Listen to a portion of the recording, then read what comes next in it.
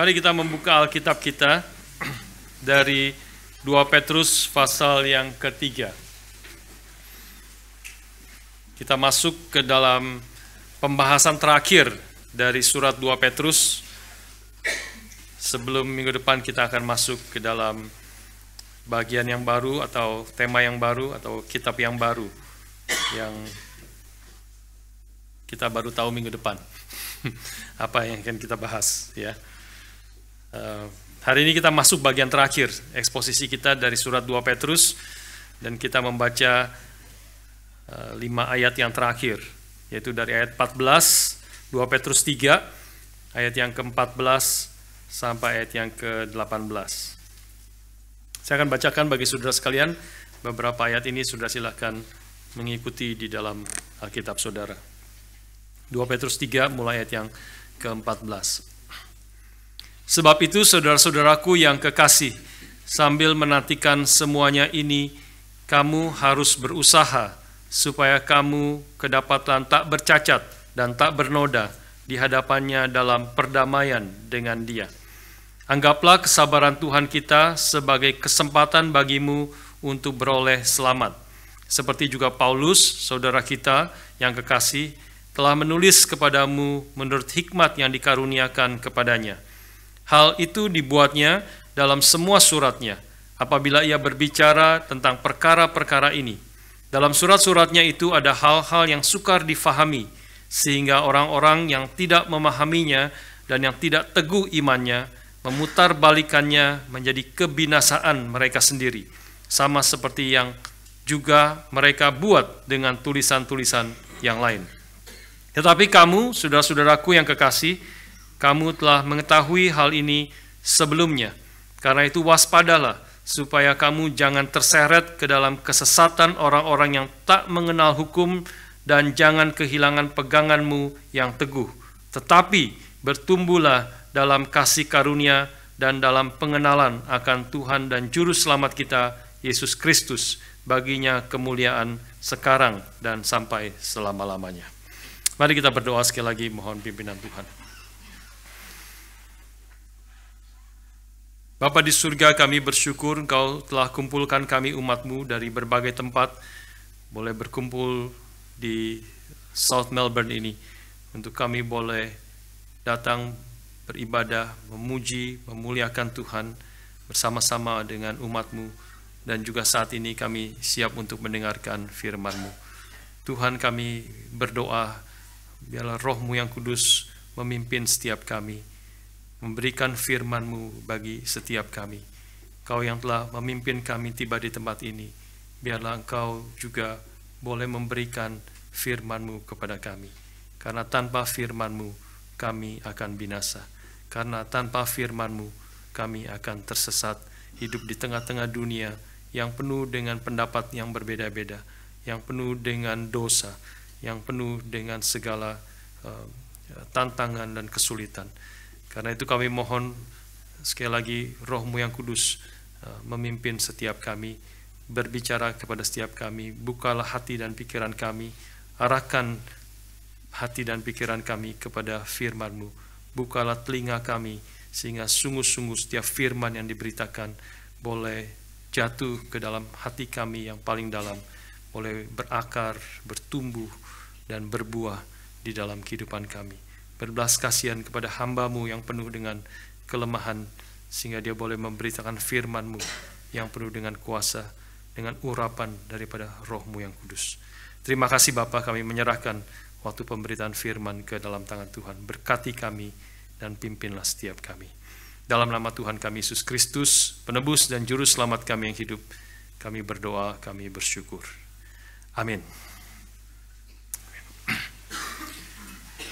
Saudara sekalian, seperti tadi saya katakan, ini adalah bagian terakhir dari surat 2 Petrus, ya, dan dalam bagian terakhir ini kita akan melihat sedikit secara keseluruhan surat 2 Petrus ini, dan kemudian masuk secara khusus ke dalam bagian yang terakhir dari 2 Petrus ini. Kalau saudara masih ingat, berapa waktu yang lalu kita sudah berapa bulan membahas ini, saya rasa eksposisi yang paling singkat, ya, karena memang suratnya hanya 3 pasal, Dan kita hanya beberapa bulan menghabiskan waktu membahas 2 Petrus ini. Tidak seperti dulu Matius, tidak seperti dulu Roma. Kita menghabiskan waktu sekitar 4-5 tahun di dalam buku-buku itu, ya. Tapi kita bersyukur untuk ada surat-surat yang panjang, tapi juga ada surat-surat yang singkat yang kita boleh mempelajari di dalam beberapa bulan terakhir ini. Kalau saudara masih ingat beberapa bulan yang lalu, kita di dalam bagian-bagian awal dari 2 Petrus pasal pertama khususnya, saudara masih ingat saya memberikan satu ilustrasi kisah nyata dari suami istri yang terjun atau berenang di laut, dan kemudian istrinya terbawa arus, di tengah-tengah laut itu, ya, dan akhirnya suaminya mengatakan kepada istrinya, tunggu di sini, ya, saya akan berjuang untuk mengambil perahu kita yang sudah mungkin berapa kilometer dari mereka berada. Tapi kemudian akhirnya setelah suaminya sudah dapat perahu dan balik lagi tempatnya, istrinya sudah tidak ada di situ, ya, karena sudah terbawa arus yang keras. Sampai sudah malam dia cari tidak dapat, akhirnya dia harus kembali, dan besoknya mereka datang lagi dengan orang yang mengerti arus itu dan daerah situ, mengerti daerah situ, dan akhirnya mereka menemukan istrinya masih hidup, bertahan, berterapung-apung, tapi kira-kira sudah 30 km dari tempat di mana dia hilang sebelumnya, ya.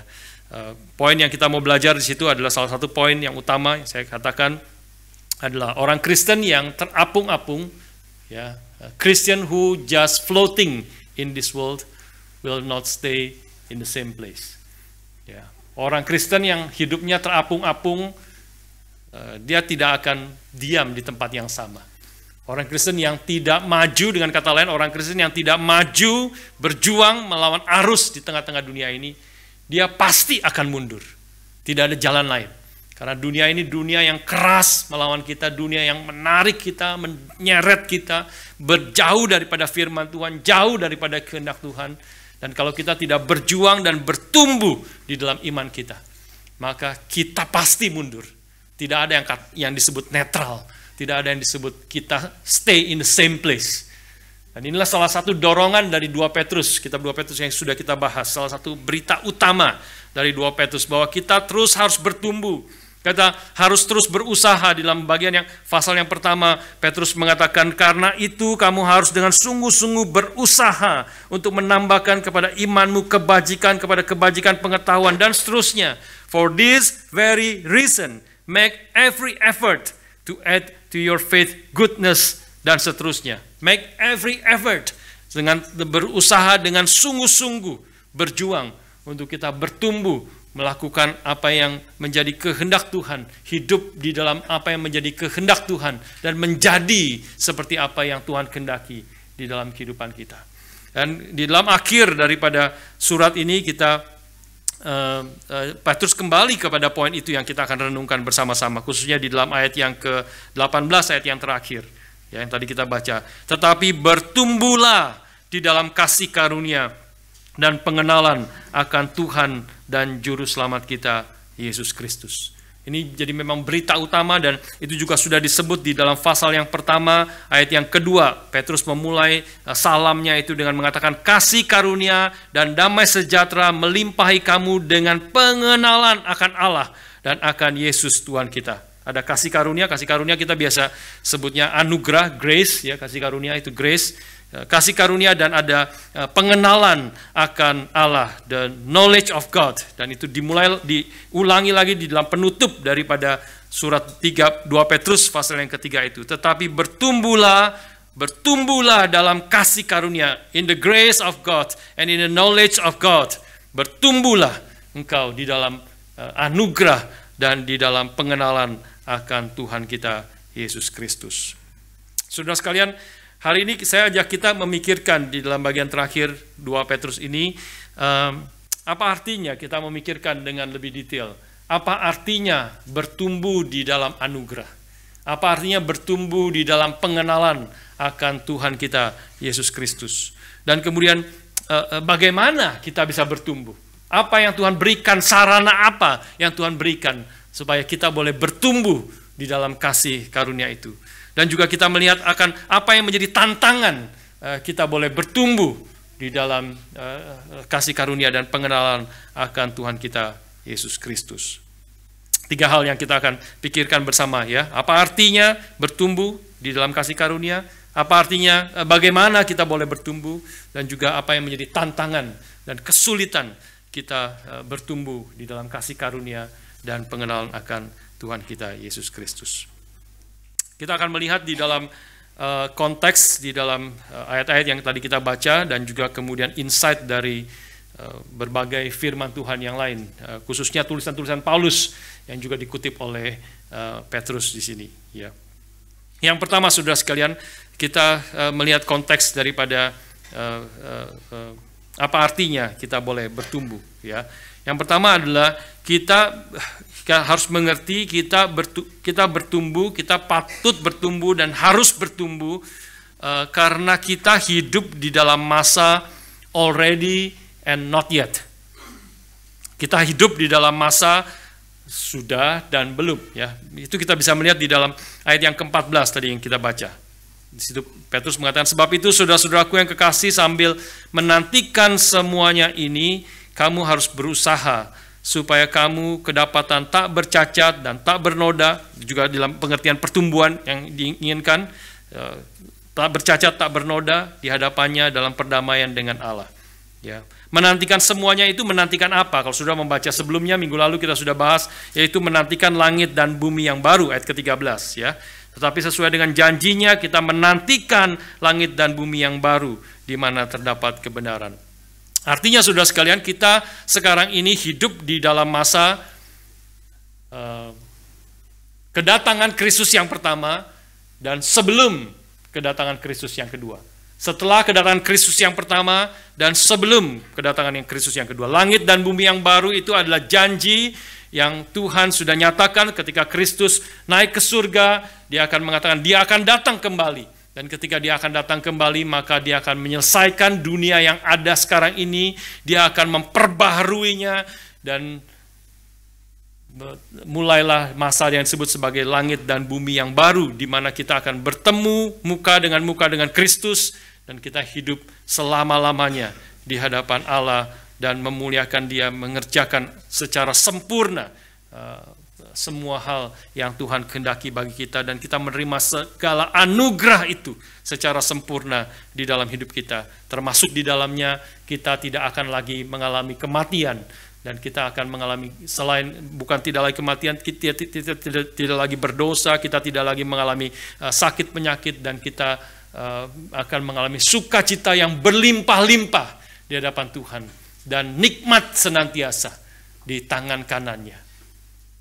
Sukacita yang berlimpah-limpah, joy overflow, joy to the full, and pleasure forevermore. Kita akan menikmati itu ketika langit dan bumi yang baru itu datang. Saudara sekalian, kita perlu mengerti bahwa anugerah Allah yang terbesar dan yang paling krusial itu telah diberikan kepada kita pada waktu Kristus datang pertama kali.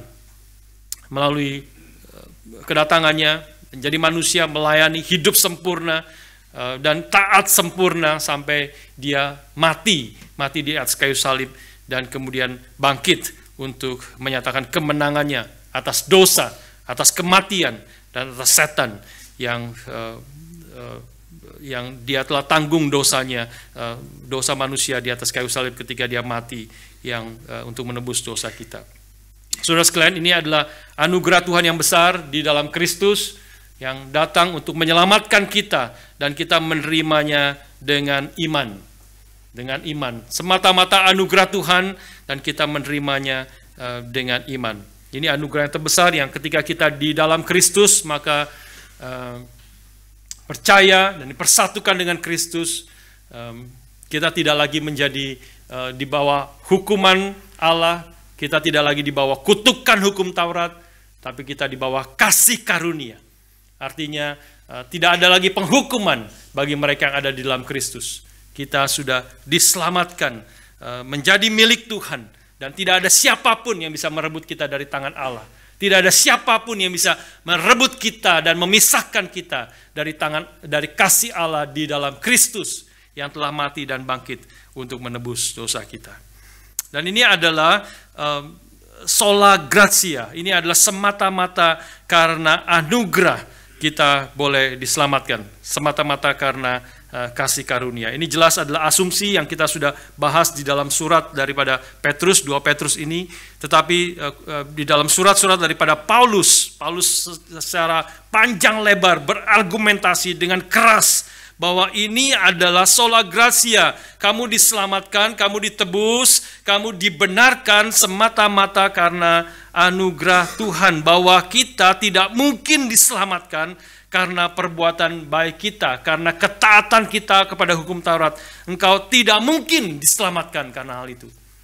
Nah, itu Petrus asumsikan, tetapi Paulus berargumentasi dengan panjang lebar, khususnya di dalam kitab Galatia, kitab Roma, dan juga kitab-kitab yang lain. Dia berargumentasi dengan panjang lebar.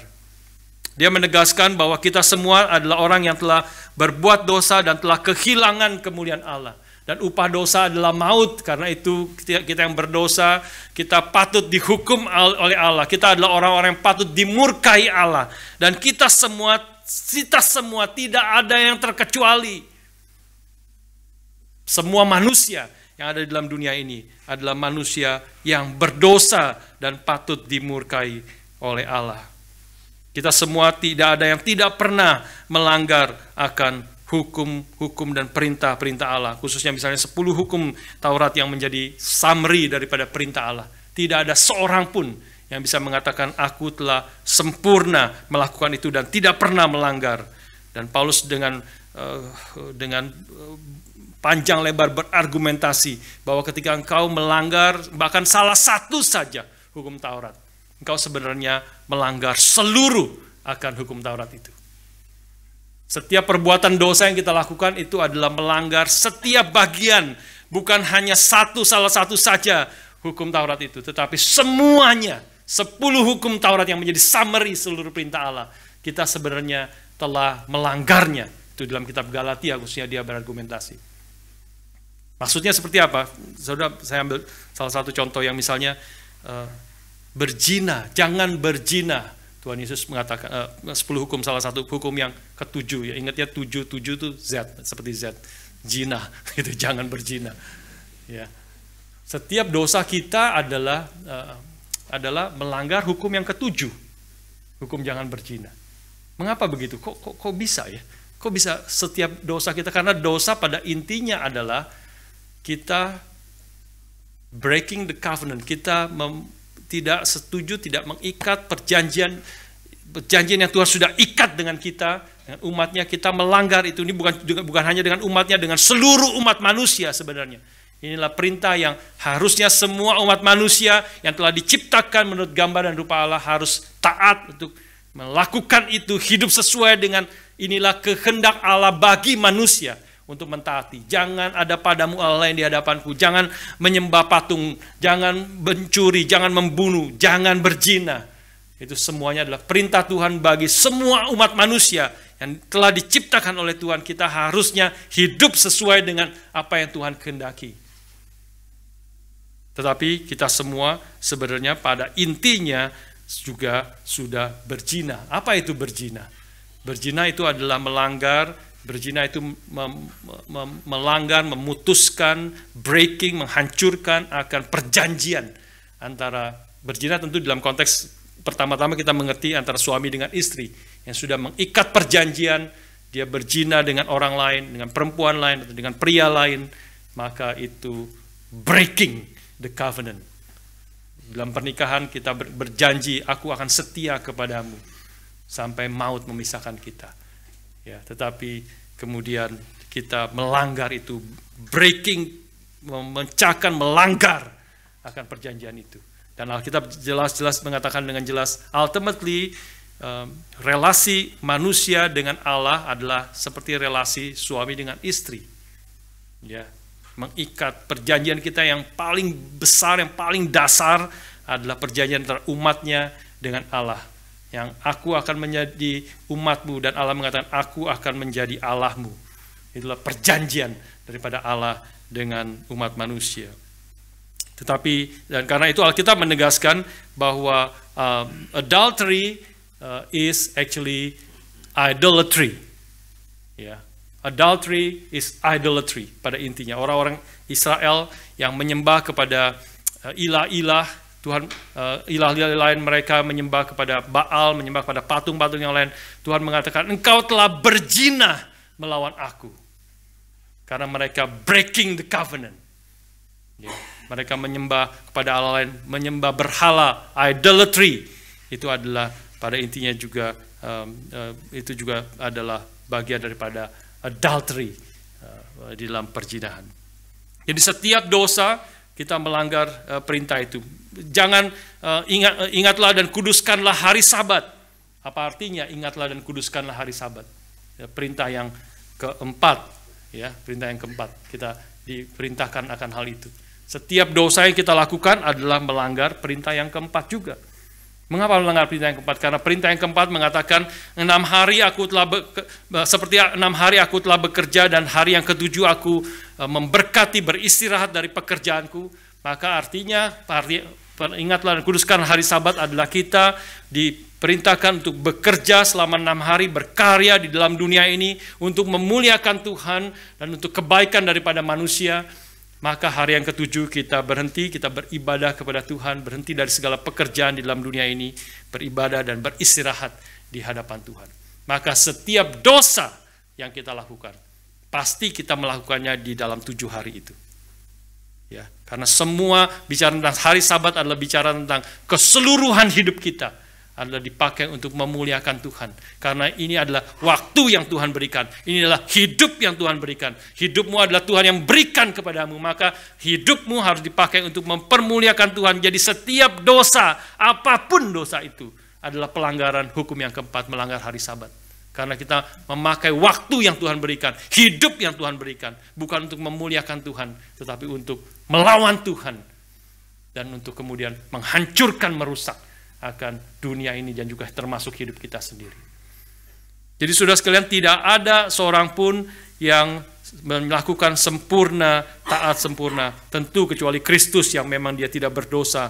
Dia lahir dari seorang darah Maria oleh Roh Kudus.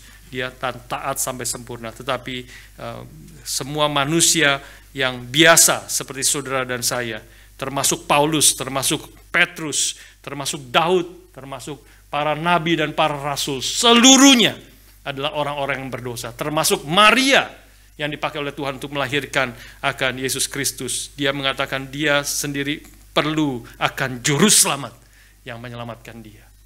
Saudara sekalian, karena itu asumsi di sini kita mengatakan Paulus dengan tegas berjuang panjang lebar mau menegaskan bahwa kita semua adalah orang-orang yang berdosa yang patut dimurkai oleh Allah, sehingga kalau kita diselamatkan itu adalah semata-mata karena anugerah Tuhan. Tidak ada apapun dari diri kita yang layak boleh diperhitungkan oleh Tuhan untuk supaya kita boleh diselamatkan. Karena bukan hanya perbuatan kita yang berdosa sudah melawan Tuhan, tetapi akarnya adalah diri kita sendiri. Ya, sekali lagi, bukan hanya doing, bukan hanya buahnya, tetapi diri kita sendiri. Pohonnya adalah pohon yang sudah rusak, diri kita sudah rusak. Semua orang telah berbuat dosa dan telah kehilangan kemuliaan Allah. Yes, kita adalah orang-orang yang berdosa, yang patut dimurkai Allah, yang sudah mati di dalam dosa-dosa kita. Sehingga perbuatan apapun, termasuk perbuatan yang disebut sebagai perbuatan baik, Tuhan mengatakan perbuatan baikmu seperti kain kotor. Tuhan tidak pernah menganggap dan tidak pernah melihat itu sesuatu yang berkenan kepada Tuhan, karena semua perbuatan baik yang kita lakukan tidak pernah keluar dari iman yang sejati dan tidak pernah memiliki tujuan untuk mempermuliakan dan meninggikan dari Tuhan. Maka tidak pernah disebut sebagai perbuatan yang baik yang sejati di hadapan Tuhan. Karena itu saudara sekalian, kalau untuk mengerti ini juga kita bisa melalui mengkontraskan antara doa orang-orang Farisi dengan doa daripada pemungut cukai. Di dalam perumpamaan yang Tuhan Yesus ceritakan, Orang Farisi yang datang berdoa kepada Allah, ke bait Allah, dia mengangkat tangannya dan berkata, Tuhan, aku bersyukur kepadamu karena aku sudah berbuat ini dan berbuat itu. Aku sudah berpuasa seminggu 2 kali, aku sudah memberikan perpuluhan, aku sudah melakukan ini, dan aku tidak seperti pemungut cukai itu. Tetapi pemungut cukai itu datang ke bait Allah, dia tidak berani melihat ke atas, dia hanya menunduk dan memukul kepalanya dan berseru kepada Tuhan, ya Tuhan, have mercy on me, karena because I am a sinner. Tuhan Allah, berbelas kasihanlah kepadaku karena aku orang yang berdosa. Dan Tuhan Yesus mengatakan, orang yang kedua ini, pemungut cukai ini, pulang dari bait Allah sebagai orang yang dibenarkan oleh Tuhan. Bukan yang pertama. Yang pertama menganggap diri hebat, yang pertama menganggap diri kudus, yang pertama membanggakan akan semua perbuatannya yang which is memang betul orang Farisi itu melakukan itu, dia bukan bohong. Dia betul melakukan, memberi perpuluhan, dia berpuasa, dia melakukan segala perbuatan yang dia katakan benar itu. Tetapi kemudian dia membanggakan dirinya dengan mengatakan semua apa yang aku buat itu membuat aku layak diterima di hadapan Tuhan. Maka Tuhan mengatakan, nyala engkau orang-orang Farisi, karena bukan perbuatanmu yang keluar dari hati yang berdosa, hati hidup yang mati di hadapan Tuhan, maka semua perbuatanmu itu seperti kain kotor di hadapan Tuhan. Kalau hatimu tidak dirubah, kalau dirimu yang berdosa itu tidak diubah terlebih dahulu, maka semua perbuatan kita itu sia-sia di hadapan Tuhan. Kalau pohonnya rusak, maka apapun yang dihasilkan akan menjadi rusak. Kalau memperbaiki buah yang benar, kalau kita ingin menghasilkan buah yang baik, maka harus pohonnya terlebih dahulu, itulah yang diperbaiki. Bagaimana memperbaiki pohonnya itu?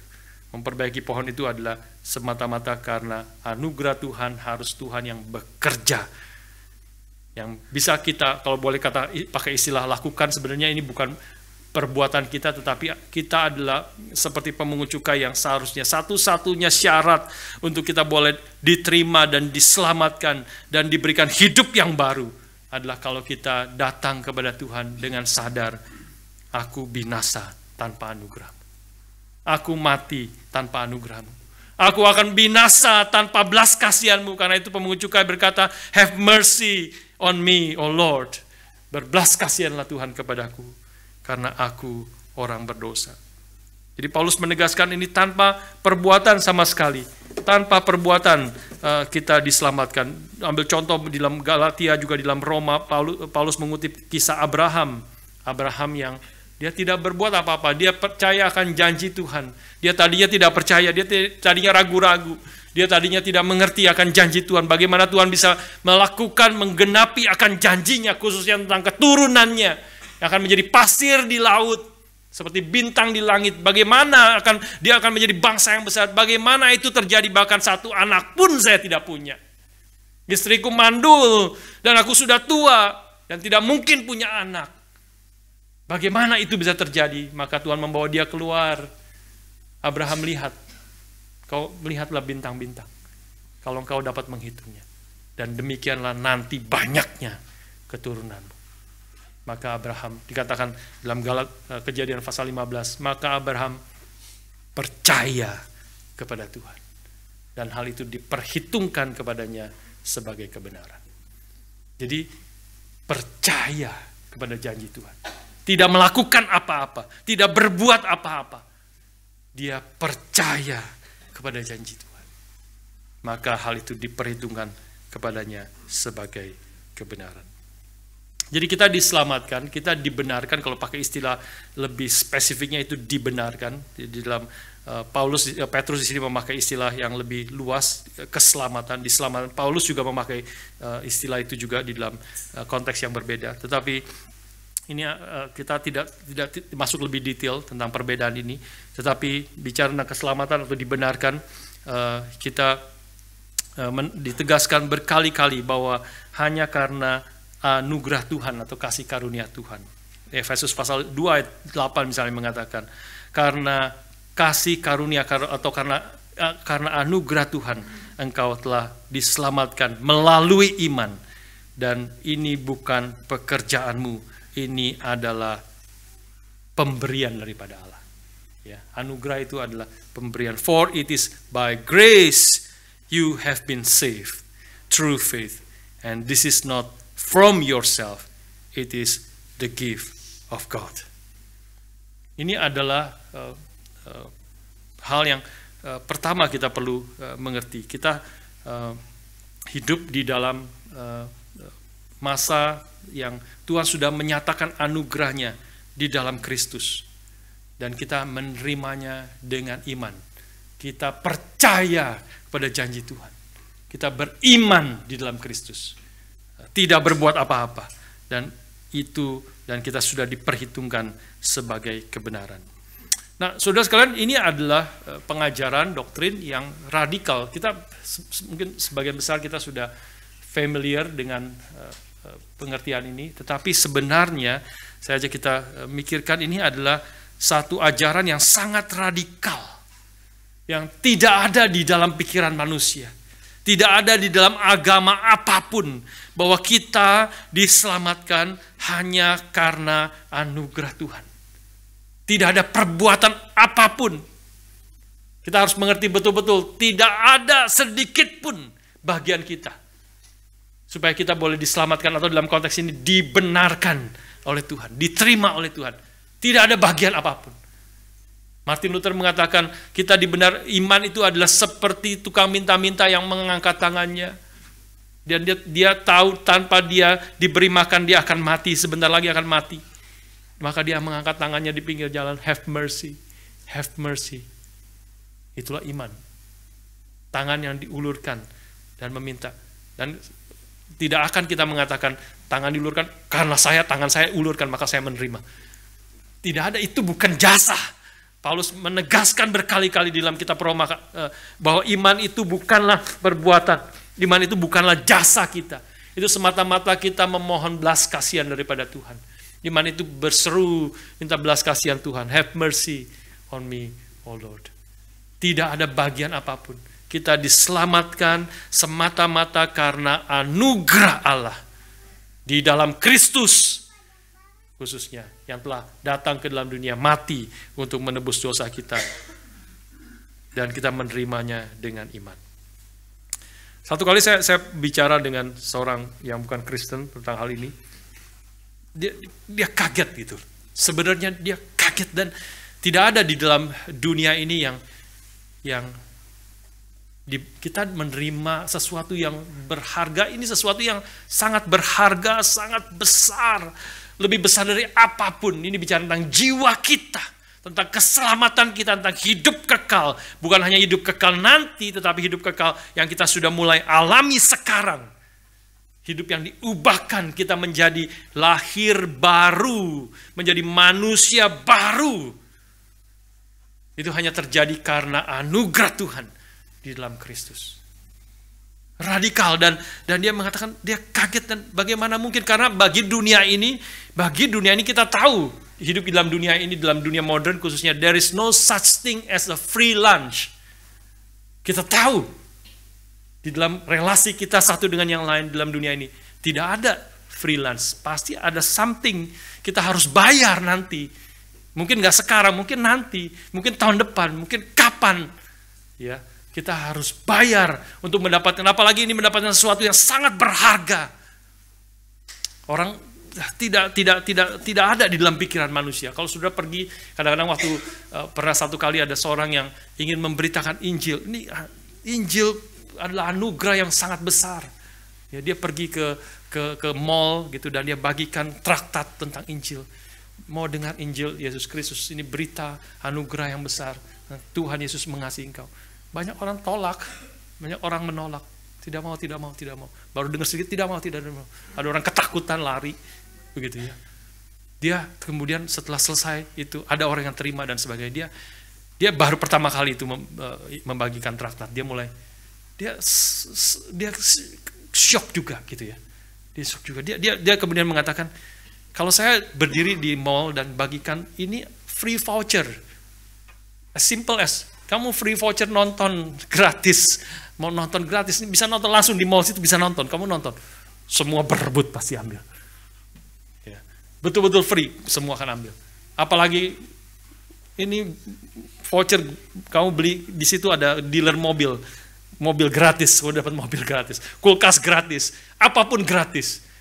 Pasti berebut, ngantri orang. Ratusan orang akan ngantri untuk mendapatkan voucher. Kipas angin gratis. Ya.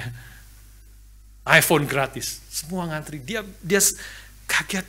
Kenapa ini adalah sesuatu yang gratis yang jauh lebih besar daripada segala apapun, dari handphone, dari kulkas, dari pesawat, dari rumah. Lebih berharga. Tapi kenapa orang tolak? Karena orang pikir there's no such things as free lunch. Tidak ada. Sangat radikal berita ini. Dan agama-agama juga ini tidak ada di dalam agama apapun. Ya. Orang tidak pernah berpikir bagaimana kita boleh diselamatkan semata-mata karena anugerah Tuhan. Ya, misalnya saya kutip Islam, saya bukan menjelek-jelekan Islam waktu saya kutip Islam. Saya hanya mau mengatakan inilah ajarannya. Inilah ajaran. Maka Islam dia juga tidak bisa berpikir manusia diselamatkan hanya anugerah Tuhan. Karena itu pasti harus ada perbuatan baik. Kita harus mengikut Tuhan, kita harus mentaati Tuhan, melakukan perbuatan baik. Tapi kan kamu tidak sempurna, masih banyak perbuatan dosamu. Iya, memang. Mengakui, dia juga hampir semua orang mengakui lah gitu ya. Kita pasti tidak sempurna, banyak berbuat dosa, banyak kesalahan dan sebagainya. Tapi juga kita harus berbuat baik supaya diterima oleh Tuhan, oleh Allah. Kita harus berbuat baik. Jadi bagaimana? Ada berbuat baik, ada berbuat jahat. Nah, nanti ketika kau mati akan ditimbang. Perbuatan baiknya lebih berat, lebih banyak, atau perbuatan jahat yang lebih banyak. Perbuatan jahatnya lebih banyak, masuk neraka kamu. Perbuatan baiknya lebih banyak, nah kamu masuk surga. Atau mudah-mudahan kamu bisa masuk surga. Ditimbang, pasti. Jadi tetap dengan perbuatan. Harus dengan perbuatan. Semua agama. Apapun, karena kita, memang itulah, kita pikir manusia pasti diselamatkan. Kita harus, dan berbahayanya kalau kita orang Kristen juga ada pikiran seperti itu. Kita diselamatkan, kita tidak mengerti how radical it is. Kita diselamatkan semata-mata karena anugerah Tuhan. Ini kita bicara tentang anugerah Tuhan, bertumbuh di dalam anugerah. Kita harus pertama-tama mengerti ini. Anugerah keselamatan itu adalah pertama-tama adalah anugerah. Dari kata itu, anugerah. Anugerah artinya you do not deserve this. Kau tidak layak menerima ini. Itu namanya anugerah. Paulus itu berargumentasi berat di dalam kitab Roma. Kalau engkau bekerja untuk mendapatkan upahnya atau pahalanya, itu bukan anugerah. Itu adalah upahmu. Itu wage. Itu adalah gajimu. Kau memang telah bekerja, kau mendapatkan gaji. Layak mendapatkan gaji. Kalau tidak dapat gaji, justru kau boleh protes, marah. Kamu sudah bekerja keras, maka kamu harus bosmu harus memberikan gaji kepadamu. Kalau engkau bekerja untuk mendapatkan upah, itu bukan anugerah. Tapi kalau engkau tidak bekerja, dan bukan hanya tidak bekerja, engkau melawan orang yang akan memberikan anugerahmu. Kau tidak taat kepada dia. Tetapi Tuhan mati bagi kita. Orang-orang yang tidak taat itu. Orang-orang yang patut dimurkai Allah itu. Dia mengirim Yesus Kristus untuk mati bagi kita.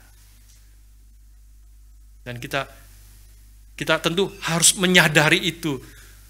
Menyadari dosa kita. Menyadari kasih anugerah Tuhan. Dan kemudian kita mengaku, berbelas kasihanlah Tuhan kepadaku. Karena aku orang berdosa. Karena aku orang yang patut dimurkai Allah. Maka Tuhan seperti pemungut cukai itu pulang dari tempat itu sebagai orang yang dibenarkan oleh Tuhan. Tidak berbuat apa-apa.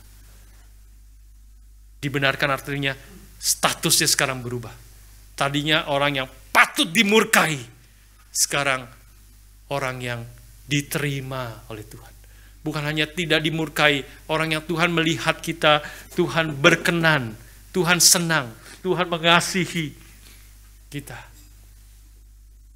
Bukan di dalam kita sendiri, karena kita adalah orang berdosa. Tapi karena iman, ini pentingnya, karena iman kita di dalam Kristus, kita dipersatukan dengan Kristus. Maka Tuhan melihat kita sempurna, baik, benar, dikasihi. Karena kita ada di dalam Kristus. Kita beriman, kita harus beriman di dalam Kristus. Dan iman itu bukan perbuatan. Iman itu angkat tangan, have mercy on me, oh Lord. Itulah iman kepada Tuhan. Ini adalah doktrin yang sangat radikal, saudara sekalian. Kita harus mengerti akan hal itu. Karena sangat radikal, maka muncul pertanyaan di dalam misalnya Roma pasal yang ke-6. Roma pasal yang ke-6. Paulus di dalam menjelaskan sola gratia, di dalam kita dibenarkan hanya karena anugerah Tuhan di dalam Kristus, maka Roma pasal 6 ayat yang pertama mengatakan, jika demikian, apakah yang hendak kita katakan? Bolehkah kita bertekun dalam dosa supaya semakin bertambah kasih karunia itu? Shall we go on sinning so that grace may increase? Nah ini sudah, kalau maksudnya apa? Kenapa tanya itu? Kenapa tanya itu? Pertanyaannya, muncul pertanyaan itu karena justru karena Paulus sudah memberitakan kita diselamatkan karena anugerah. Tidak ada perbuatan apapun. Bahkan Paulus menegaskan, semakin kau sadar dosamu semakin besar, maka engkau makin sadar anugerah Tuhan itu makin besar. Karena itu muncul pertanyaan ini. Karena itu kalau gitu saya berdosa saja, berbuat dosa terus, supaya anugerah Tuhan makin besar di dalam hidupku. Jadi di satu sisi pertanyaan ini baru make sense karena Paulus menegaskan kita diselamatkan hanya karena anugerah. Semata-mata karena anugerah Tuhan, tidak ada perbuatan apapun. Bahkan semakin kau sadar berapa besar dosamu, semakin kau akan bersyukur akan anugerah Tuhan. Semakin besar, Tuhan Yesus mengatakan, semakin besar orang diampuni dosanya, hutangnya makin besar, dia sadar hutangnya makin besar. Dan diampuni hutangnya itu, dia semakin bersyukur. Dia semakin menyadari anugerah Tuhan itu besar. Dan hutang kita sebesar lautan. Hutang kita adalah hidup kita sendiri. Kita sudah melawan Tuhan. Dan Tuhan menyelamatkan kita semata-mata karena anugerahnya. Jadi pertanyaan itu juga pertama di dalam satu pengertian make sense, kemarin itu baru muncul kalau kita menyadari dan betul-betul mengerti bahwa hidup kita adalah sola gratia, hanya karena anugerah Tuhan, diselamatkan hanya karena anugerah Tuhan. Tapi ini adalah respons yang salah tentu. Nanti Paulus berargumentasi di dalam ayat selanjutnya. Dan nanti kita balik ke Petrus juga. Petrus menjelaskan juga itu adalah respon yang salah. Ini adalah respon yang salah karena membawa kita kepada ekstrim yang salah. Ya, ekstrim yang salah. Pertama-tama tadi waktu Paulus menjelaskan dan juga diasumsikan oleh Petrus bahwa kita diselamatkan hanya anugerah, itu kan melawan cara berpikir apa yang disebut sebagai, boleh dimengerti sebagai legalisme. Ya, melawan akan cara berpikir legalisme bahwa saya diselamatkan karena perbuatan saya. Aku mentaati melakukan ini karena itu Tuhan menyelamatkan saya. Bahkan Tuhan harus menyelamatkan saya karena saya sudah melakukan apa yang Tuhan mau. Maka Tuhan harus menyelamatkan saya.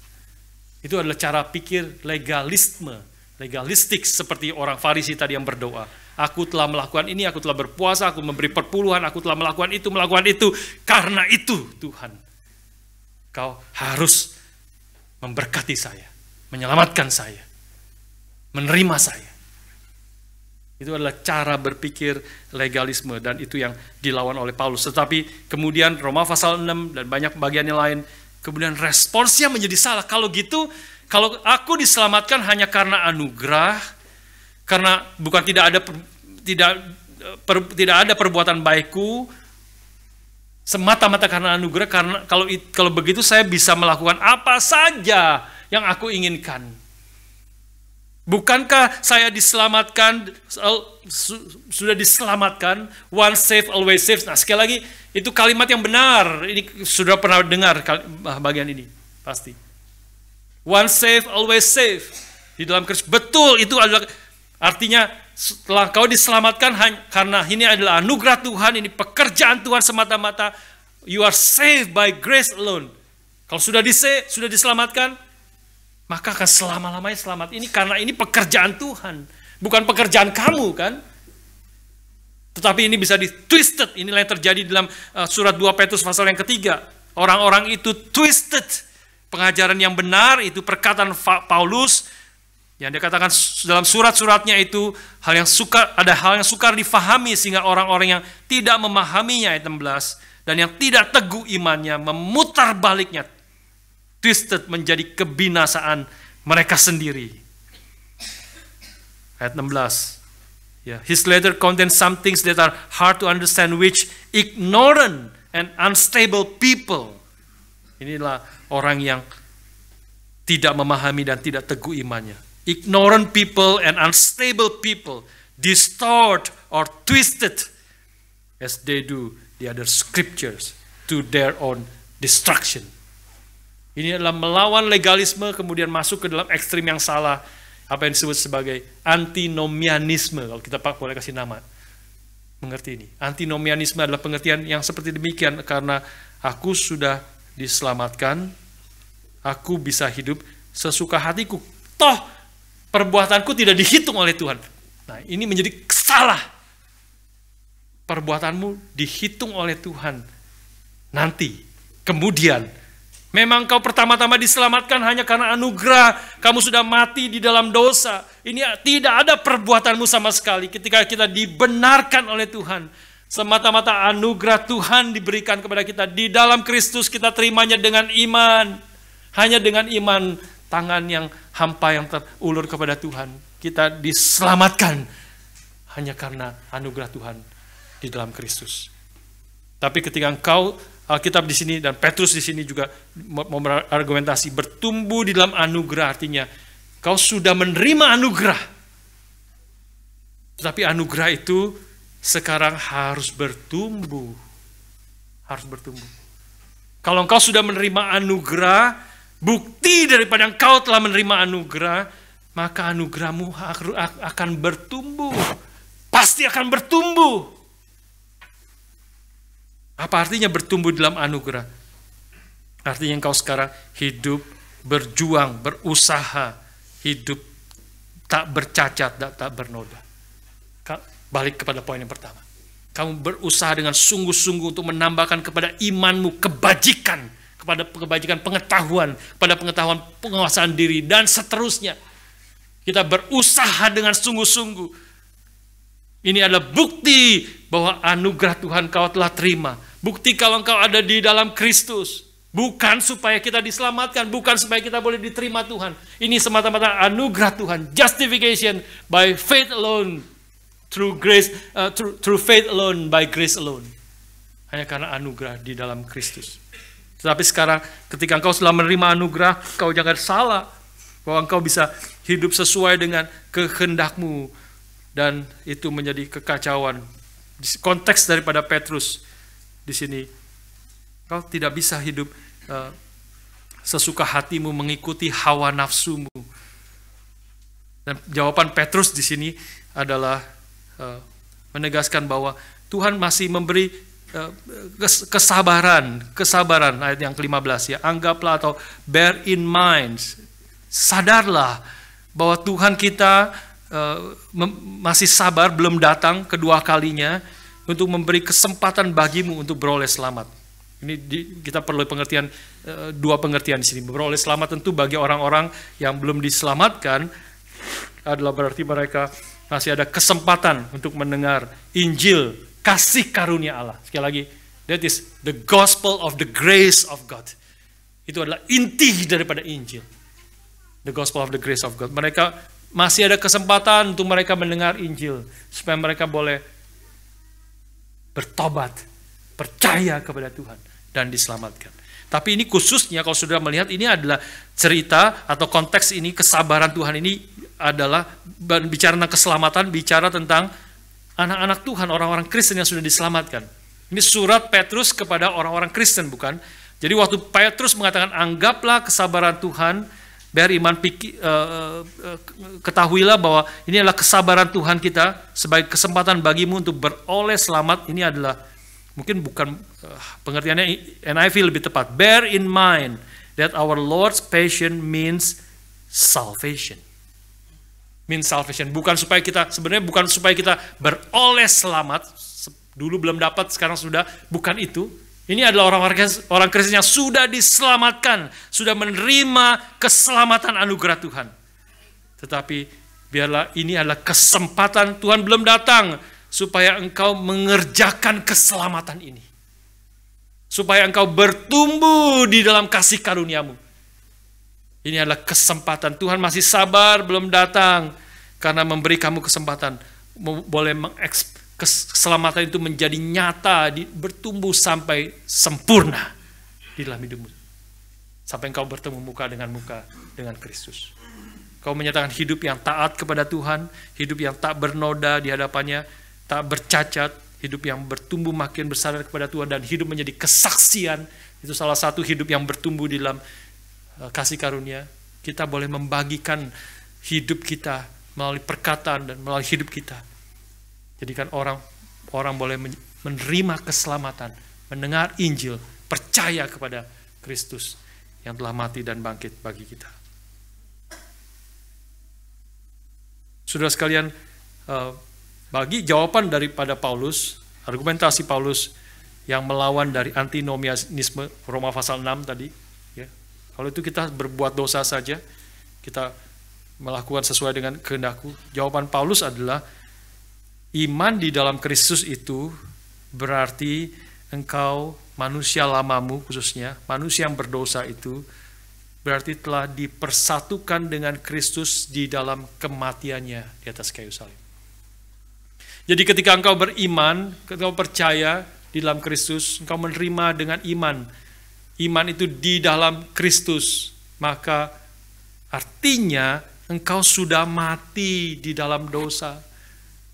Engkau sudah mati terhadap dosa. Kau sudah putus hubungan dengan dosa. Bagaimana engkau masih bisa hidup di dalamnya? Kau sudah tidak ada hubungan dengan dosa.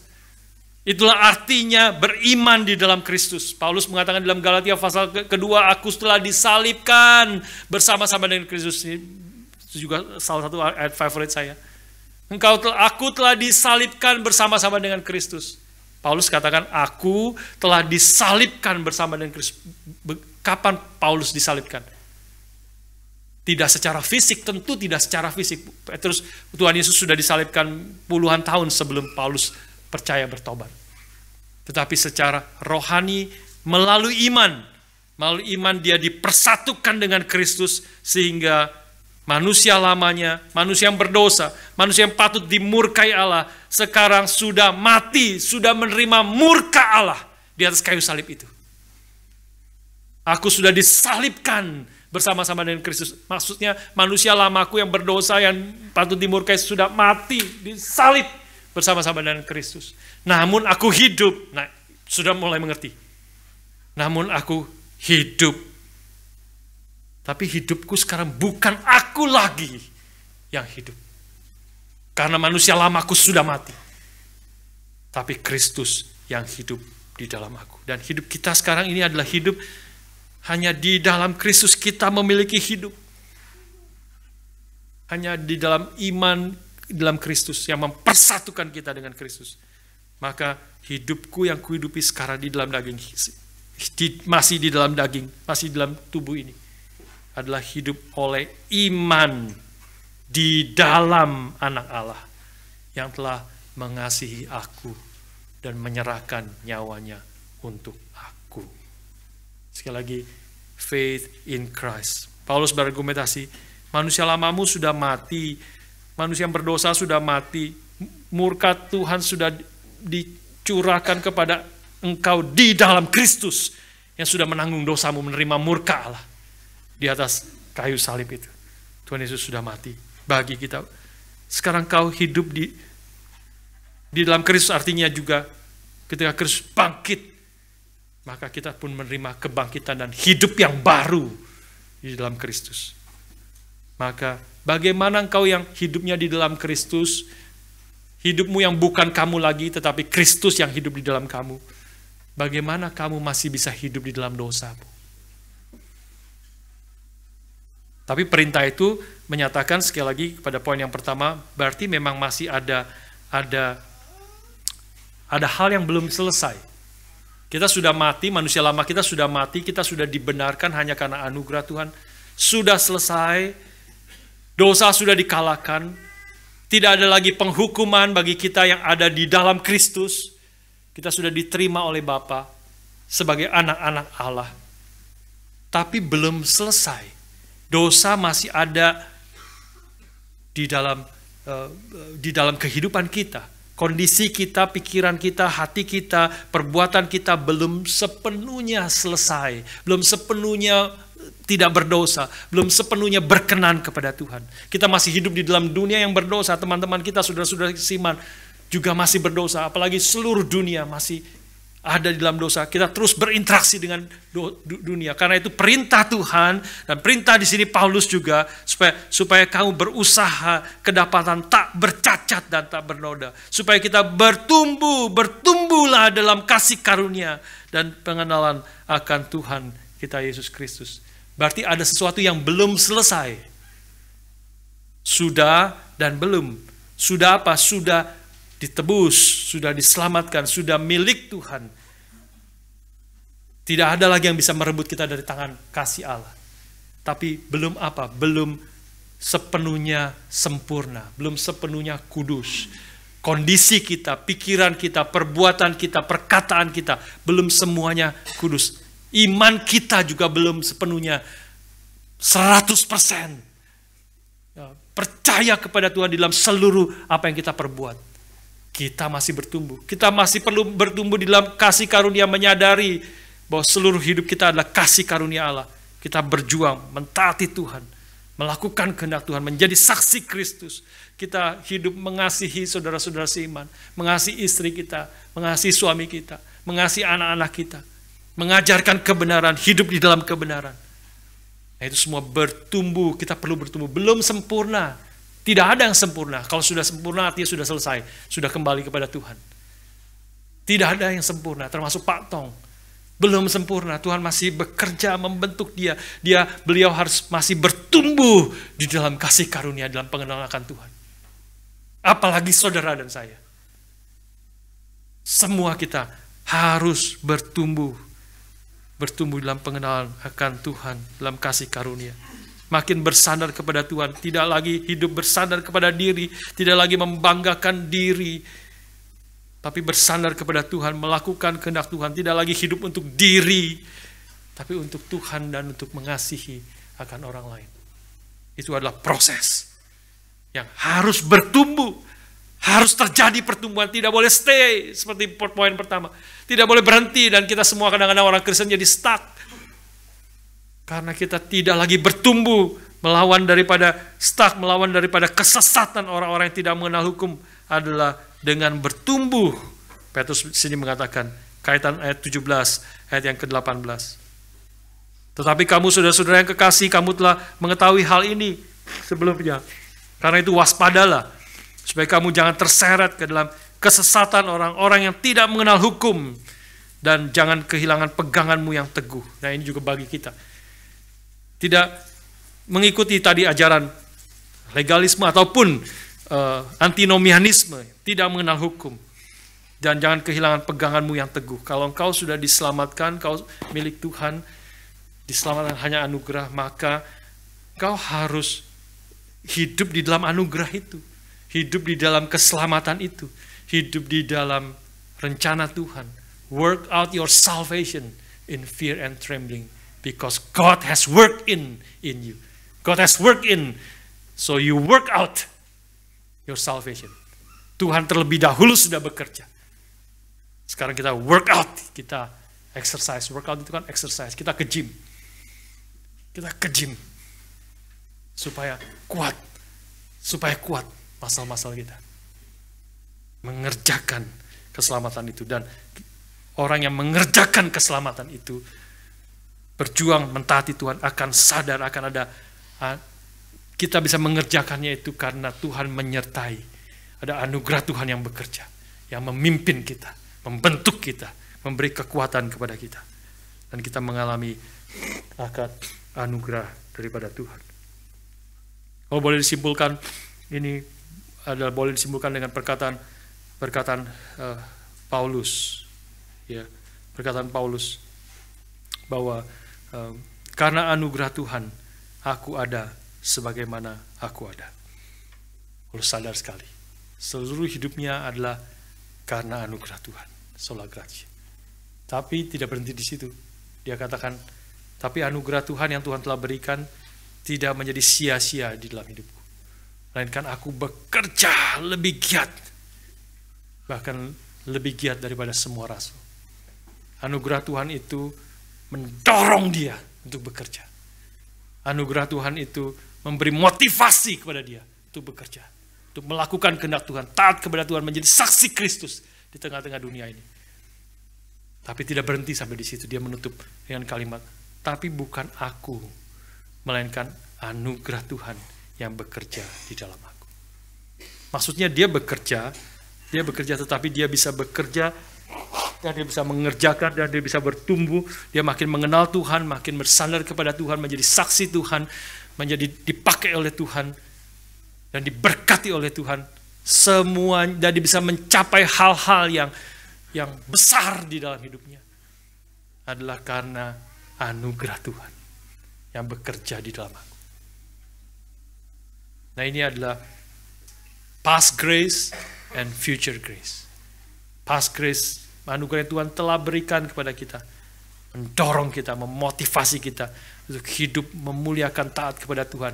Dan waktu kita taat kepada Tuhan, maka ada anugerah lagi yang bekerja, yang menanti kita di depan, yang memimpin kita untuk kita mau hidup berkenan memuliakan nama Tuhan.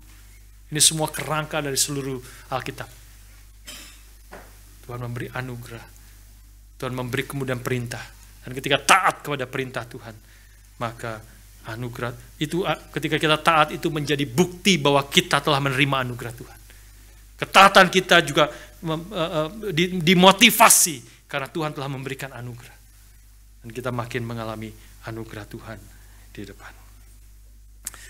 Saudara sekalian, inilah poin bagian terakhir daripada Petrus, mengajar kita untuk bertumbuh dalam kasih karunia dan dalam pengenalan akan Tuhan kita Yesus Kristus. Baginya kemuliaan sekarang sampai selama-lamanya. Kalau kita melakukan itu, kita masuk dalam proses. Kalau ada di antara saudara yang belum percaya kepada Tuhan, belum menerima anugerah Tuhan, hari ini kau mendengar berita Injil, kasih karunia Tuhan, berita Injil anugerah Tuhan.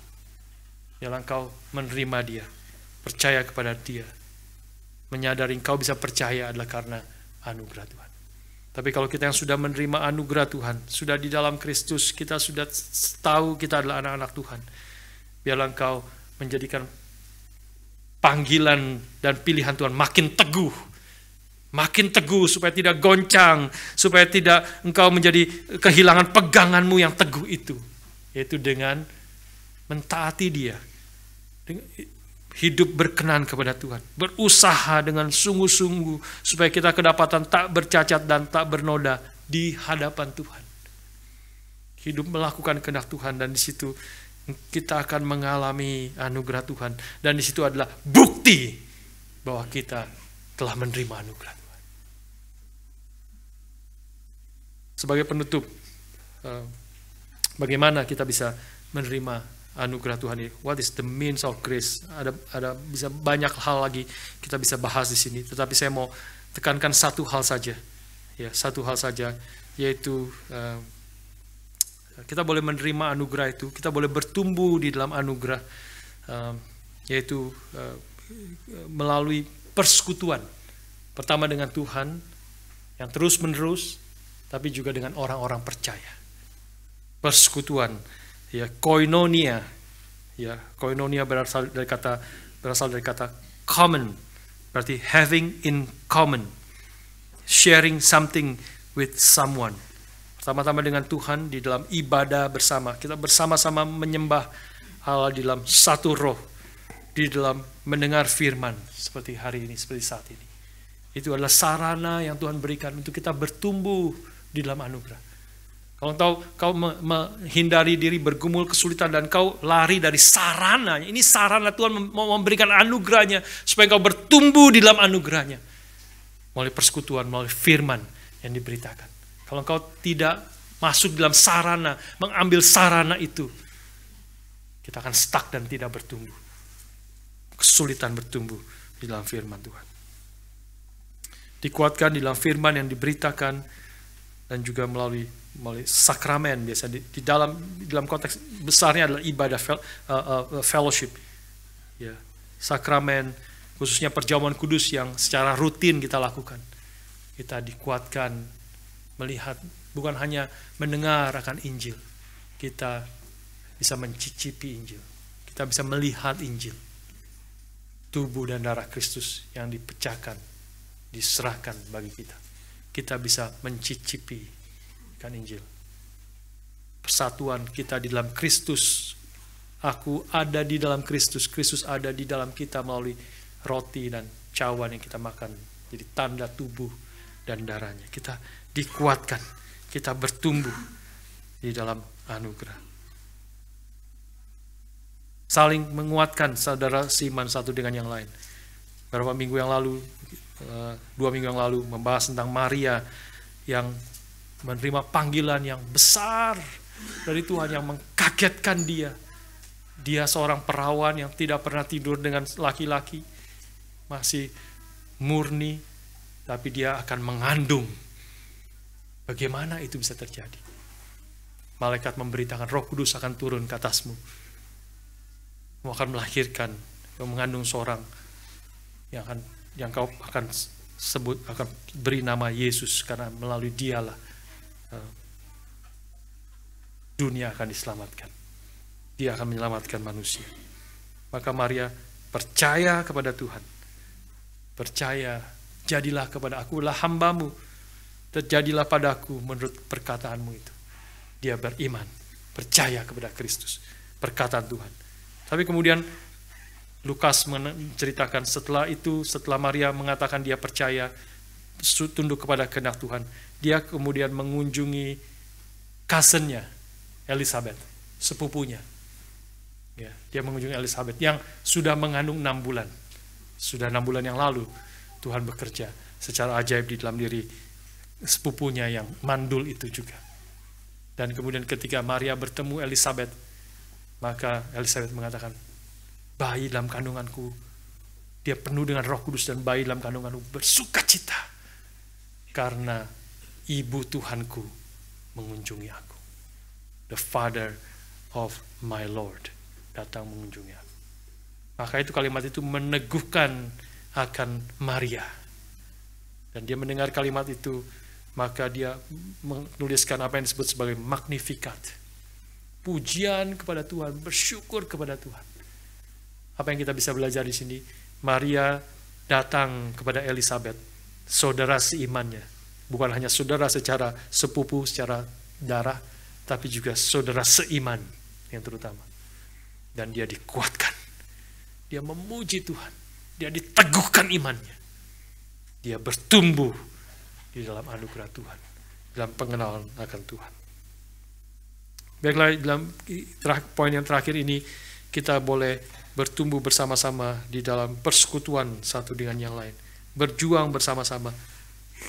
Kita membagi hidup kita, membagi hati kita, juga termasuk membagi materi kita. bagi orang-orang yang membutuhkan. Gereja mula-mula menjadi contoh yang agung. Selalu ada dari mereka yang menjual properti, tanah, rumah yang mereka miliki dan membawanya kepada rasul untuk dibagikan kepada jemaat yang membutuhkan. Ya. Fellowship in the gospel juga mengerjakan akan kehendak Tuhan, KKR regional, dan nanti saya akan jelaskan juga termasuk Springvale kita memulai pelayanan yang baru. Ini adalah persekutuan, ini bukan kehendak 1-2 orang, bukan kehendak hamba Tuhan, bukan kehendak pribadi lepas pribadi. Ini adalah rencana Tuhan, kehendak Tuhan bagi kita untuk menjadi saksinya di tengah kota yang sangat besar ini. Ketika kita bersatu dengan sehati berjuang, mengerjakan di dalam menjadi kesaksian di tengah-tengah dunia ini, di tengah-tengah kota Melbourne ini. Ini adalah fellowship in the gospel of Christ. Berjuang bersama-sama. Ya. Membangun satu dengan yang lain di dalam kasih dan kebenaran. Bangun, kita berjuang bersama-sama mengerjakan apa yang Tuhan kehendaki. Ketika kau berjuang di situ, kau pergi ke KKR regional, kita berjuang nanti di Springvale bersama-sama. Sudah berjuang dan masih akan terus berjalan ke depan. Masih banyak pekerjaan yang harus kita kerjakan. Maka kita akan bertumbuh di dalam, bukan hanya secara jumlah orang-orang yang akan diselamatkan, pasti akan ada Tuhan akan pakai itu. Ketika kita setia mengerjakan kehendak Tuhan, Tuhan akan pakai itu menjadi memberitakan Injil dan menyelamatkan sarana orang-orang mendengar Injil dan diselamatkan oleh Kristus. Tapi kita sendiri juga yang berjuang. Kita sendiri yang berbagian. Kita sendiri yang berdoa bersekutu dalam persekutuan umat Tuhan. Dan kita memberi persembahan untuk pekerjaan bersama-sama untuk pekerjaan Tuhan.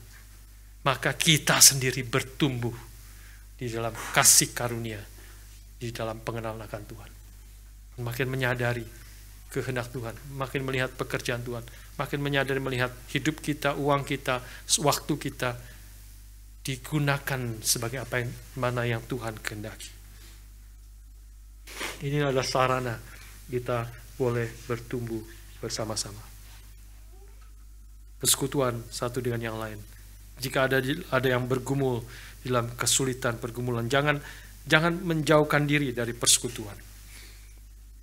Datang, cari. Kalau tidak, carilah. Kalau sudah tidak mencari, sudah juga kita mencari. Kita yang ada di dalam gereja, kita mencari. Seperti Tuhan Yesus beri perumpamaan, satu dombanya hilang. Domba gembala itu cari, pergi. Cari. Supaya mereka boleh kembali kepada Tuhan. Inilah yang, jangan menjauhkan diri dari persekutuan-persekutuan yang adalah sarana untuk kita bertumbuh. Sarana untuk kita boleh makin mengenal Tuhan, bertumbuh di dalam anugerah Tuhan. Inilah akhir daripada 2 Petrus pasal yang ketiga. Biarlah firman Tuhan hari ini sekali lagi mendorong kita. Seperti yang 2 Petrus inginkan, Rasul Petrus tuliskan bagi kita. Firman Tuhan yang mendorong kita terus bertumbuh, berusaha, berjuang di dalam kehendak Tuhan, sehingga kita bertumbuh di dalam anugerah Tuhan. Karena Tuhan telah memberikan anugerahnya. Kita bertumbuh, makin mengenal Dia, dan berjuang bersama-sama, sehingga nama Tuhan dipermuliakan, dan sukacita kebaikan umat Tuhan kita boleh alami di dalam Kristus. Amin. Mari kita tundukkan kepala kita berdoa. Kami memuji kebesaran-Mu, ajaib Tuhan, ajaib Tuhan. Kami memuji kebesaran-Mu, ajaib Tuhan, ajaib Tuhan. Mari berdiri bersama-sama. Then sings my soul, then sings my soul, my Savior God to Thee. how great thou art, how great thou art. Then sings my soul, my Savior God, to thee. How great thou art, how great thou art. Tuhan berkati kami, pimpinlah kami, supaya hidup kami menjadi hidup yang memuliakan Tuhan, meninggikan nama-Mu, dan kami boleh mengalami sukacita yang berlimpah-limpah di dalam Engkau. Topanglah kami, terus kuatkan kaki kami yang lemah, sehingga kami boleh berjuang melakukan kehendak-Mu dan bertumbuh di dalam kasih karunia dan pengenalan akan Engkau. Semua ini kami mohon di dalam nama Tuhan kami, Yesus Kristus, yang telah mati dan bangkit bagi kami, yang di dalamnya saja kami boleh menerima anugerah yang hanya ada di dalam Kristus itu. Di dalam namanya yang agung dan mulia itu kami berdoa dan kami bersyukur. Amin.